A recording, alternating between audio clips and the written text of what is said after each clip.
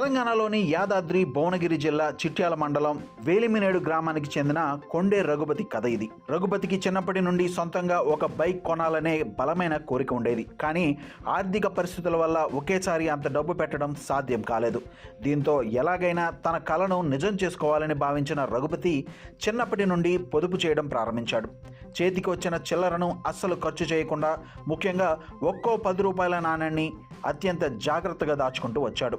అలా సంవత్సరాల పాటు ఓపికగా దాచిన 10 రూపాయల నాణ్యాలన్నీ కలిసి పెద్ద సంచులుగా మారాయి.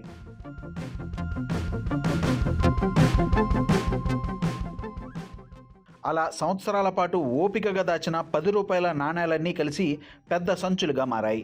ఇటీవల రఘుపతి ఆ నాణ్యాల సంచులను మోసుకుంటూ నేరుగా చిట్యాలలోని శ్రీ వినాయక మోటార్ షోరూంకు వెళ్ళాడు. మొదట సంచుల నిండా చిల్లర నాణ్యాలను చూసిన షోరూం సిబ్బంది షాక్కు గురయ్యారు. అసలు ఏం జరుగుతుందో వారికి అర్థం కాలేదు.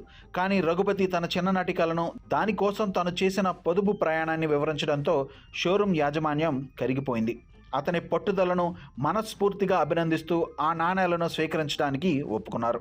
ఇక ఆ తర్వాతే అసలైన టాస్క్ మొదలైంది. షోరూం సిబ్బంది అంతా కలిసి గంటల పాటు కూర్చొని ఒక్కో 10 రూపాయల నాణ్యాన్ని లెక్కించడం ప్రారంభించారు. అలా లెక్కించగా ఆ మొత్తం అక్షరాల 1,10,000 రూపాయలు అని తేలింది. అనుకున్న డబ్బులు సరిపోవడంతో రఘుపతి ఎన్నాళ్ళుగానో కలలు కన్నా సరికొత్త హీరో స్ప్లెండర్ ప్లస్ బైక్ను షోరూం సిబ్బంది అతనికి అందజేశారు. తన సొంత కష్టార్జితంతో రూపాయి కూడబెట్టి కొనుగోలు చేసిన బైక్ను చూసి రఘుపతి ఆనందానికి అవధులు లేకుండా పోయాయి.